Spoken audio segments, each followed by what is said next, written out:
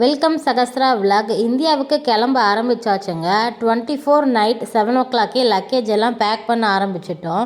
என்னோடய ஹஸ்பண்டு தான் உட்காந்து பர்ஃபெக்டாக ஒவ்வொன்றுமே பேக் பண்ணி கொடுத்துட்டு இருந்தாங்க. தேவையான திங்ஸ் எல்லாமே வாங்கியாச்சு. வாங்கினதை விட அதை பேக் பண்ணுறது தான் ரொம்ப கஷ்டமாக இருக்குது. ஏன்னா கேப் இல்லாமல் பேக் பண்ணணும். இல்லாட்டி நம்ம பாக்ஸில் பேக் பண்ணுறப்ப லக்கேஜ் போடுறப்ப ஏதாவது உடஞ்சிரும். அதனால் பார்த்து பார்த்து பேக் பண்ணிகிட்டு இருந்தோம்.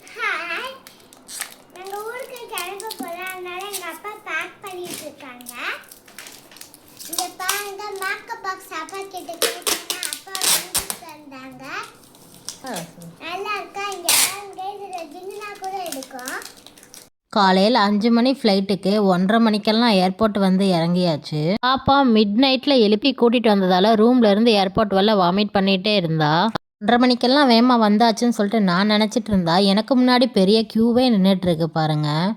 ஒரு வழியாக செக்கிங் எல்லாத்தையுமே முடிச்சுட்டு டிக்கெட்டும் கையில் வாங்கியாச்சு. இனி ஃப்ளைட் ஏற வேண்டியது மட்டும்தான் பாக்கி.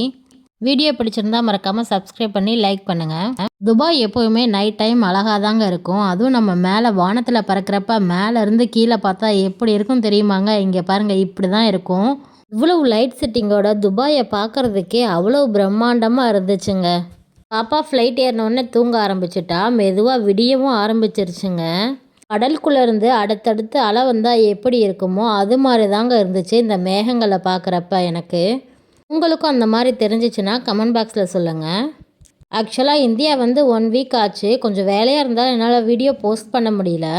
இந்த ட்ராவல் எப்படி போச்சுன்னு சொல்லிட்டு ஒரு லாங் வீடியோவில் பார்க்கலாம். இப்போ தான் சூரியன் உதிக்கிறத ஃபஸ்ட் டைம் பக்கத்தில் இருந்து பார்க்குறேங்க. ரொம்ப அழகாகவே இருந்துச்சு. இந்த கேப்பில் பாப்பா தூங்கிட்டு எந்திரிச்சிட்டா. ரெஸ்ட் ரூம் போகணுன்னு சொல்லிட்டு இருந்தா. அதனால் பாப்பாவை ரெஸ்ட் ரூம் கூட்டிகிட்டு போனேன். நைட்டில் வந்துட்டு பாத்ரூமை வீடியோ எடுக்காமல் இருந்தால் எப்படி? சரி, நம்மளும் சின்னதாக ஒரு வீடியோ எடுக்கலாமே சொல்லிட்டு நான் வீடியோ எடுக்க ஆரம்பிச்சிட்டேன். ரெஸ்ட் ரூம் போகிறதுக்காக அங்கேயே 10 நிமிஷம் வெயிட் பண்ணிட்டு இருந்தாங்க. எப்படியோ ஒரு வழியாக சீட்டில் வந்து உட்காந்தாச்சு.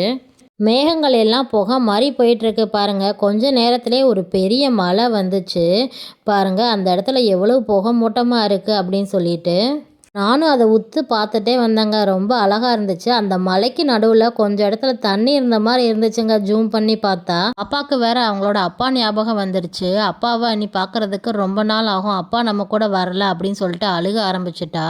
என்னங்க பண்ணுறது, வெளிநாட்டில் வேலை பார்க்குற எல்லா ஃபேமிலிக்கும் இதுதாங்க நிலமை.